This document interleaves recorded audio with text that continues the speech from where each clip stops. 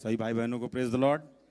प्रभु के नाम की महिमा हो। खुदावन ने एक बार फिर मौका दिया कि मैं उनके भवन में एक गवाही दे सकूं। खुदावन ने पिछले दिनों में एक काम किया मेरे जीवन में। मेरा एक घर था, शाहजहाँपुर से आगे एक जगह है शाहबाद, तो करीब 30 साल हो गए हमें यहाँ पे दिल्ली आए हुए। 95 से हम लोग यहाँ पे आ गए, तो वो मकान हमारा वहाँ पे पड़ा हुआ था, तो हमने अपने एक रिलेटिव से लिया था उस टाइम पे। और जब हम यहाँ आ गए तो पीछे से मेरी मदर की डेथ हो गई, और उसके बाद में जो जिनसे हमने लिया था वो उस पर कब्जा करने लग गए कि ये ज़मीन हमने रहने के लिए दी थी।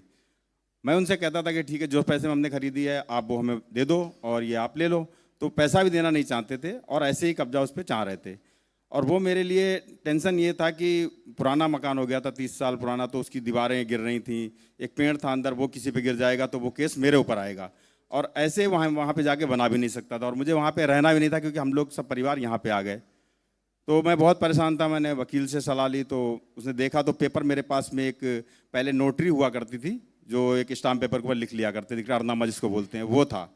अब जो जिसने बेचा था वो भी मर गया और मेरी मदर भी मर गई, दोनों एग्रीमेंट वाले मर गए। तो वो प्रॉपर्टी पे मैं रह सकता था, वकील ने बोला, लेकिन आप उसको बेच नहीं सकते हो किसी और को, और वो ले नहीं रहा था मेरे से। तो मैं बहुत परेशान था, क्या करूं। एक टेंशन लगी रहती थी कि जब भी ये बारिश हुई या आंधी आई तो कहीं कुछ ऐसा हो जाए, मैं उसमें फंसूंगा।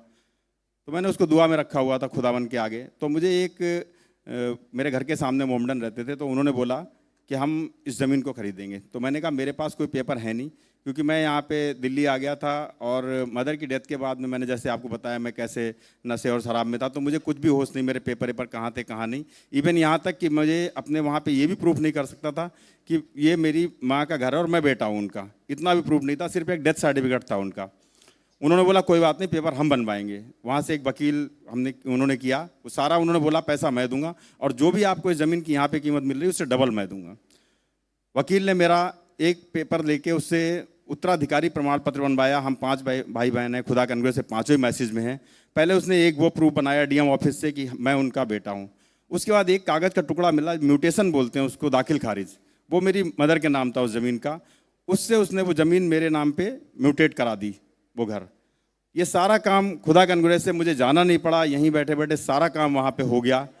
1 साल लगा इस प्रोसेस में। उसके बाद मेरे पास कॉल आया, उन्होंने कहा ऐसा है आप आ जाओ और बायोमेट्रिक और जो होता है रजिस्ट्री करानी है। मैं, मेरा भाई यहाँ से गए और मेरी सिस्टर का बेटा सूरज, हम 3 लोग थे जो वहाँ गए।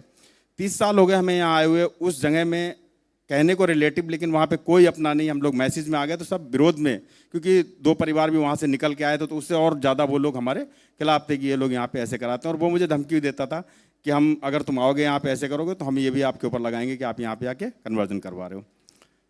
हम गए, जाके पेपर वहाँ पे हुए, बायोमेट्रिक वगैरह हुआ, रजिस्ट्री हो गई।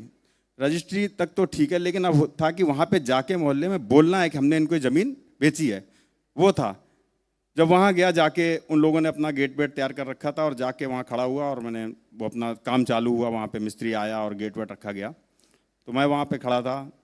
अब जो मेरा मौसी का बेटा था जो उस पर कब्जा करना चाह रहा था, वो और उसका बेटा दोनों आए शराब पी के नशे में धुत, और आके गेट को गिरा दिया, और लड़ाई का एक पूरा वहाँ पे लड़ाई झगड़ा शुरू हो गया। लेकिन मैं खुदा का धन्यवाद करता हूँ, जैसे पास्टर भैया बोलते थे ना कि गुंडा कितना भी ताकतवर हो, लेकिन अगर आपके हाथ में पेपर है प्रॉपर्टी के तो वो आपका कुछ नहीं कर सकता। वो उस दिन मैंने महसूस किया, मेरे हाथ में फाइल थी जिसमें मेरी पूरी वंशावली थी, मेरी मदर, मैं इनका बेटा हूँ, मेरी पूरी टाइटल डीड मेरे पास में है, और वो आ रहा है, मुझे उससे बिल्कुल कुछ डर नहीं है। वो आया भी तो वो उनसे लड़ रहा है जिनको हमने प्रॉपर्टी बेची, और मैं, मेरा भाई और मेरा भांजा वहीं खड़े हैं, हम उसे दिखाई नहीं दे रहे।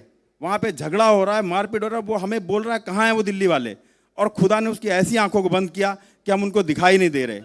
एक बहुत माहौल ऐसा बन गया। उसके बाद 10 मिनट तक ये सब चला, और पुलिस आई, फिर जाके थाने गए। वो थाने जाओ, वहाँ बैठो, वहाँ पे जाके जो भी हुआ, वहाँ दरोगा होते हैं, जो भी पैसे वैसे उनका चक्कर था। मैंने उनसे बोल दिया जिनको मैंने दिया था कि मेरा काम था आपको प्रॉपर्टी का बेनामा आपके नाम पे करना, मैंने कर दिया। अब ये आपके ऊपर है, आपको कैसे इस प्रॉपर्टी को लेना है इनसे, और मेरा अब यहाँ पे रोल ख़त्म। मैं जाके वहाँ मोहल्ले में बोल के भी आ गया हूँ कि मैंने ये प्रॉपर्टी आपको भेज दी। उन्होंने बोला अब आप जाइए, हम देख लेंगे। नेक्स्ट डे मैं वापस आ गया दिल्ली, और 1 महीना लगा। उन्होंने अपना जो भी म्यूटेशन कराना था अपने नाम पे, उन्होंने उस प्रॉपर्टी पे कब्जा भी ले लिया। और वो जो मेरी ज़मीन के पीछे लगा हुआ था, 2 महीने हुए हैं, वो इतना बर्बाद हो गया कि अपनी ज़मीन बेच के भाग गया वहाँ से। इसके पीछे मैंने एक प्रार्थना में रखा था, जैसे भैया अभी बोलते, सुनील भाई पीछे प्रचार कर रहे थे यहाँ से, कि वो जॉर्जी कार्टर को चंगाई मिली तो उससे मेरा क्या, फ्लोरेंस नाइटिंगेल मिली मेरा क्या। ऐसे ही मैंने एक दुआ में रखा था। जब मैंने पढ़ा डॉक्टर सैम अडायर की घटना को, मैंने कहा खुदाबंद, जब नबी ने वहाँ बोला वो बिल्कुल गॉन केस था, 25 से 30 साल हो गए थे, मेरी ज़मीन को 25 से 30 साल हो गए हैं। मैंने कहा खुदाबंद, जब वहाँ नबी ने बोला और वो हो गया, तो प्रभु आज मेरे लिए भी मैं उसी कंडीशन में खड़ा हूँ। और जब मैंने पेपर साइन किए और अगले दिन रात को मैं मेरा भाई वापस आ रहे, 24 घंटे थे वो बस टाइम जो वहाँ पे लगा, और वो प्रॉपर्टी मेरे पैसे मेरे हाथ में थे और मैं वापस आ रहा था। सारी आदर महिमा प्रभु यीशु मसीह को मिले।